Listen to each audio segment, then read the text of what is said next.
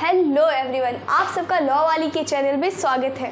जैसे कि हम लोगों ने सीआरपीसी की सीरीज़ स्टार्ट कर चुके हैं, जिसमें ऑलरेडी हम लोगों ने 10 चैप्टर कंप्लीट कर लिए हैं। अगर आप लोगों ने नहीं देखे डेफिनेटली देख लीजिएगा। बहुत ही सिंपल तरीके से समझाया गया है, जिससे कि बच्चों को बहुत आसानी से समझ में आ सके। और आज हम लोगों को पढ़ना है चैप्टर 11 को पढ़ना है, और जो कि preventive action of the police है। ठीक है, और हम लोगों ने जो मतलब कि इसमें और भी सब्जेक्ट्स पढ़ाए जा रहे हैं और भी जानकारी दी जा रही है, जिससे कि सभी जनता को ऐसी जानकारी मिल सके जिसके लिए कोर्ट जाना पड़ता है, वकील के पास जाना पड़ता है।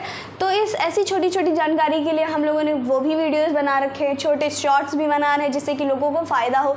हम लोग केस लॉस की सीरीज़ भी अलग से बना रहे हैं कि केस में बच्चों को बिल्कुल भी प्रॉब्लम ना हो। ठीक है, चलिए बैर एक्ट उठाइए और अपना preventive action of the police खोलिए। सेक्शन 149 से लेकर के 153 तक के बताया है इसमें, 149 से 153। अब इसमें क्या है preventive action of the police, जिस आपको चैप्टर के नाम से ही समझ में आ रहा होगा, ऐसे कोई एक्शन पुलिस के जिसको कोई काम ऐसा कुछ काम होने वाला है, तभी तो प्रिवेंटिव यानी पहले से एक्शन लिया जाने वाला कोई काम, जिसमें पुलिस ऐसा कोई काम होने वाला है जिसमें पहले ही काम करे पुलिस, कि वो काम ना हो। जैसे हम लोगों ने अभी 144 इससे पहले सेक्शन पढ़ा था, तो उसमें क्या था, ऐसे कोई न्यूसेंस होने वाला है तो हमारे एग्जीक्यूटिव मजिस्ट्रेट हमारे एसडीएम ऑर्डर कर सकते हैं कि उसको रोका जाए, उस न्यूसेंस को। तो वही है कि प्रिवेंटिव एक्शन ले पुलिस की आगे के कोई काम को रोका जा सके, ना करे, आगे ना बढ़े, है ना।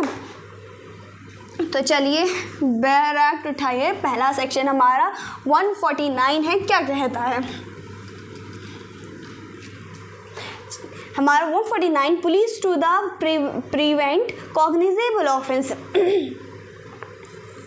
देखिए, every police officer may interpose for the purpose of preventing and shall to best of his ability prevent commission of cognizable offence. देखिए, पहली बात मैं आपको बता दूं, ये जो चैप्टर है पूरा बहुत ही सिंपल है। मेंस में बहुत मतलब ये रेयर है जो नहीं आता, लेकिन हाँ प्री पॉइंट व्यू से आपको ये सेक्शन के मालूम होने चाहिए, कौन सा सेक्शन किस में होता है, उसके बाद क्या आता है, उसमें क्या दिया हुआ है। ठीक है, तो पहला सेक्शन हमारा 149 बोल रहा है, अगर कोई भी कॉग्निजेबल ऑफेंस की खबर आती है तो पुलिस के पास पावर होती है उसको प्रिवेंट कर सके, उसे रोक सके। ठीक, बस इतना ही बताया, कोई बहुत ही मतलब वो नहीं है कि आपको समझ नहीं आएगा। ठीक है, नेक्स्ट सेक्शन बताता है information to design to commit cognizable offence. मान के चलिए ऐसा कोई ऑफेंस होता है, कॉग्निजेबल ऑफेंस की कोई खबर आती है, तो वो जो ऑफिसर है वो अपने सबऑर्डिनेट को बोल करके उसे प्रिवेंट करवा सकता है। देखिए पढ़िए, मैं पढ़ के सुनाती हूँ, आपको तब समझ में आ जाएगा। Every police officer receiving information to design to commit any cognizable offence shall communicate such information to the police officer to whom he is subordinate and to any other officer whose duty it is to prevent or take cognizable of the commission of such offense। देखिए, किसी भी police officer के पास आई कोई खबर cognizable offence की, तो उसे prevent करने के लिए सबऑर्डिनेट को वो अपने भेज सकता है। ठीक, नेक्स्ट सेक्शन है 151, arrest to prevent the commission of cognizable offence. यानी अगर कोई भी कॉग्निजेबल ऑफेंस कर रहा है ना, और पुलिस के पास पावर है उसे विदाउट वारंट अरेस्ट करने की। ठीक, देखिए लिखा हुआ है, अ police officer knowing a design of commit any cognizable offence may arrest without orders from the magistrate and without a warrant. बिना किसी मजिस्ट्रेट जी के ऑर्डर के, विदाउट वारंट के वो अरेस्ट कर सकता है। लेकिन आपने देखा मे अरेस्ट, क्योंकि में इसलिए लगाया, पूरी सीआरपीसी में अगर आप ध्यान देंगे हर जगह में लगा है। देखिए, अगर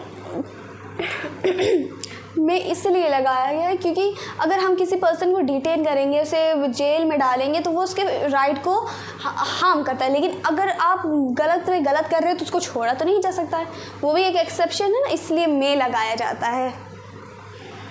और क्लॉज 2 बोलता है अगर उस पर्सन को अरेस्ट किया है तो 24 आवर्स के अंदर आपको मजिस्ट्रेट के सामने ले जाना है। अब मुझे ये बताइए आर्टिकल के हमारे कॉन्स्टिट्यूशन के किस आर्टिकल में 24 आवर्स के अंदर एक्यूज को उस पर्सन को ले जाने के लिए लिखा हुआ है।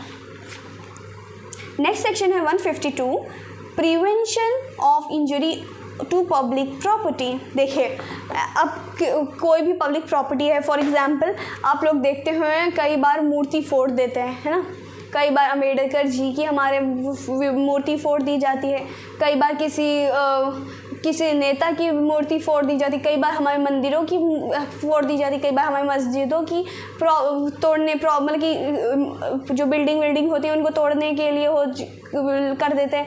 तो इस तरह की चीज़ों को प्रिवेंट करने के लिए, इस तरह की चीज़ों को रोकने के लिए पुलिस एक्शन ले सकती है। नेक्स्ट हमारा है inspection of weight and major.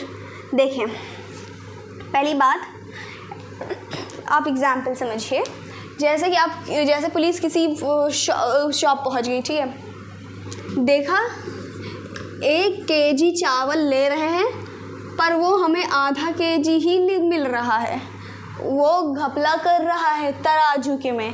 कई बार देखते हैं आप मूवी में देखते हैं नीचे वो कुछ लगा देते हैं जिससे भारी हो जाता है, इस तरह का काम में पकड़ा जाता है आदमी तो उसे विदाउट वारंट अरेस्ट कर सकते हैं। आप पढ़ सकते हैं, लिखा हुआ है any officer in charge of a police station में without warrant enter any place with the limit of such station. देखिए बिना किसी सर्च वारंट, किसी वारंट के उस जगह को सर्च की जा सकती है, पुलिस सर्च कर सकती है,